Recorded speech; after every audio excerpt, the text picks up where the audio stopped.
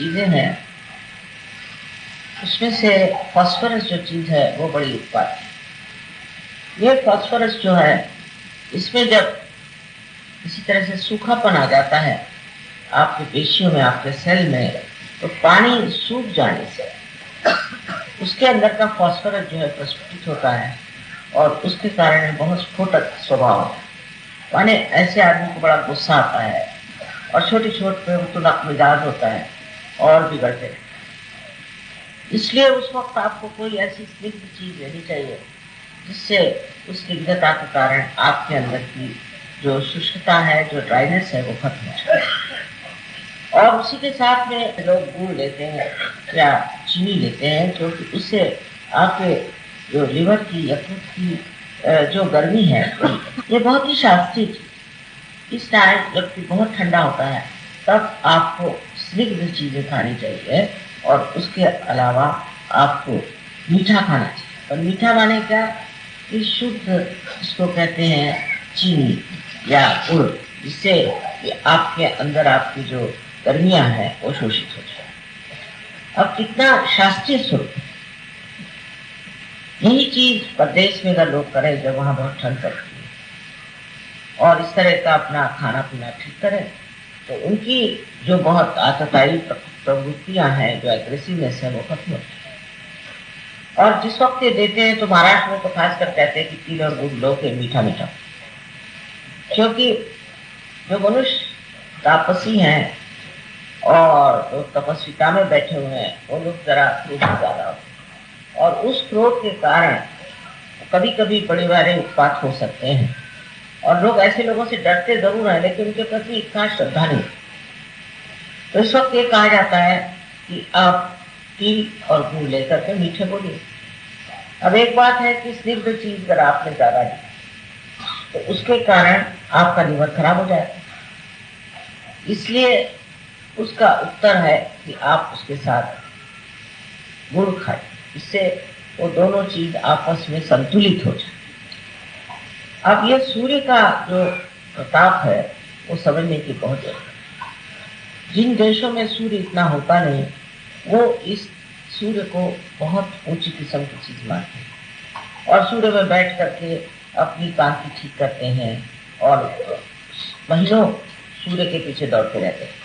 और जर्मन तो अब साउथ अफ्रीका चले गए, मुझे लगता है थोड़े दिन में अपने गणपतिपुर ब्याह से रह लें। पर यहाँ की जो गर्मी है वो इस कदर ज्यादा है कि उस गर्मी के साथ हम लोगों को इस तरह से चलना चाहिए बोले। अब सबसे बड़ी बात यह है कि सहयोगों को समझना चाहिए कि हमारे अंदर जब बहुत ज्यादा राइट साइड हो जाता है और जब हम बहुत तपस्वी हो जाते हैं, सोचते हैं हमने ये काम किया, हमने वो काम किया, ऐसा किया वैसा किया, तो संतुलन टूट जाता है और संतुलन टूट जाने से मनुष्य जो है वो गर्म हो जाता है। जब आपको लगा कि आपने सहयोग के लिए कुछ आप काम कर रहे हैं उसी वक्त आप छोड़ दीजिए कच्चे, क्योंकि ये धारणा रखना कि हम बहुत काम कर रहे हैं और कोई काम नहीं करना, ये धारणा बहुत कर रहे हैं। आप कुछ भी नहीं कर रहे हैं, करने वाले तो परमेश्वर हैं और परम चैतन्य सारे कार्य करते हैं। तब आपको ये सोचना कि मैंने ये कार्य किया, मैंने वो कार्य किया और दूसरों ने कोई कार्य नहीं किया, ये सोचना बहुत बड़ी गलतफहमी, बहुत बड़ी अपने बारे में एक कल्पना कर लेना है, जिससे आपका सिर्फ अहम भाव बढ़ता है, अहंकार बढ़ता है कि मैंने ये कार्य किया, मैंने वो कार्य। जब सहयोग में आप आ गए तो फिर आप काम करने वाले कौन हैं? आप तो विराट के अंग प्रत्यंग हो गए। जब आप उसमें एक बूंद सागर में मिल जाए उस तरह से भूल गए हैं, तब सागर ही आपको चलाएगा और उसी की शक्ति से, परम चैतन्य की शक्ति से ही सारे कार्य घटित होते। पर जब तक आप ये सोचेंगे कि मैं ये कार्य कर रहा हूँ, मैं वो कार्य कर रहा हूँ, तब तक परम चैतन्य कहता अच्छा चलो, जैसे मराठी में रामदास स्वामी ने कहा अल्पधारिष्ट पाए, मैंने वो आपकी थोड़ी सा धीरज देखता है कि चलो करो तो। लेकिन ये बात, इसका मतलब ये भी नहीं कि आप हाथ पर हाथ पर रख के बैठे हैं और कहते हैं हाँ भाई ये तो सब परम चैतन्य। ये मैं भावना की बात है। कोई सा भी कार्य है उसको आपको करना है और जितना बन सकता है वो आपको करना है, उसकी और आपका ध्यान होना चाहिए, वो चीज पूरी तरह से आपको पूरी करनी है।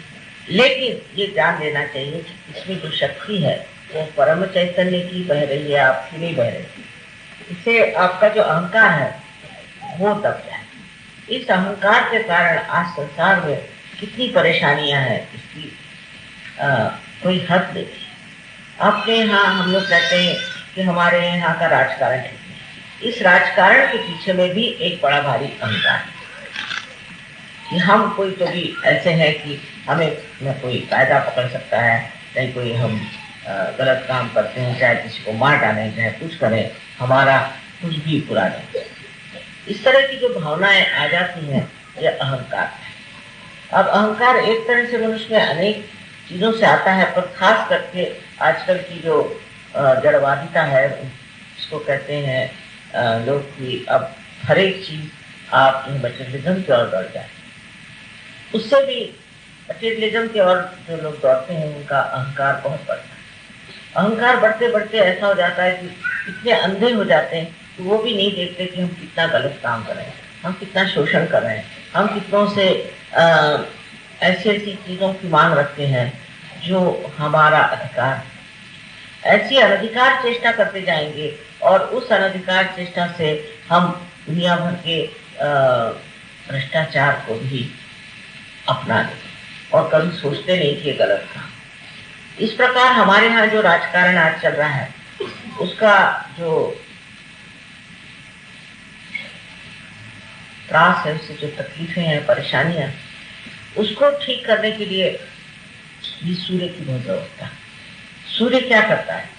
तो सूर्य जो है सब चीज प्रकाश में लाता है। उसका कार्य है कि अंधकार को दूर करके और सब चीज को प्रकाशित करना।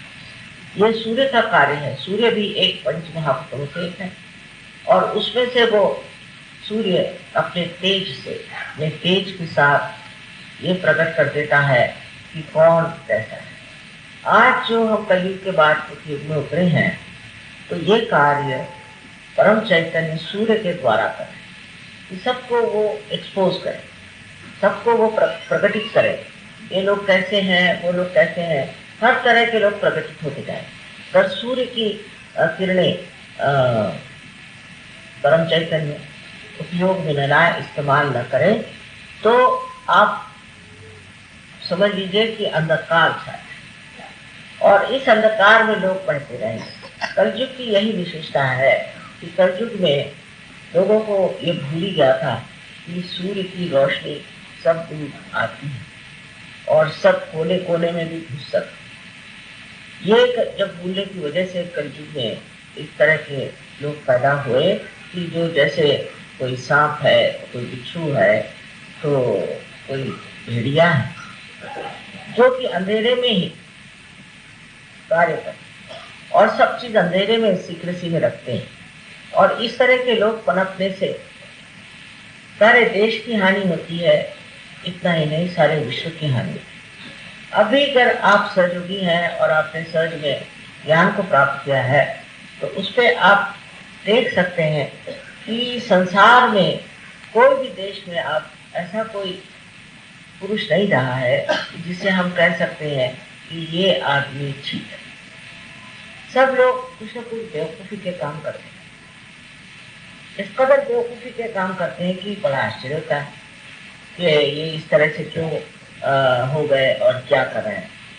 जैसे कोई है बहुत माने हुए न्यूजीलैंड के एक वहाँ के प्राइम मिनिस्टर, मैं उनको मानती थी क्योंकि वो पार्ट, लेकिन सहज जैसे उनमें वो प्रगल्भता नहीं है, मैच्योरिटी नहीं है। बड़े अच्छे थे, भाषण अच्छा देते थे, काम अच्छे किए, पर बेवकूफ़ी ये थी कि अपने सेक्रेटरी से शादी करते। ये सब बेवकूफियां इसलिए आती हैं कि कलयुग में अंधकार, इस अंधकार में मनुष्य बहुत सारे गलत काम कर रहे हैं। और इस कलयुग में जाना चाहिए कि सूर्य हर जगह अपने प्रकाश में इन सबको खोल देगा, सबको सामने ले आए और जो जो लोग गलत काम कर रहे हैं वो सामने प्रकट। इसलिए एक सहयोगियों को अपना जीवन अत्यंत पारदर्शक रखना है।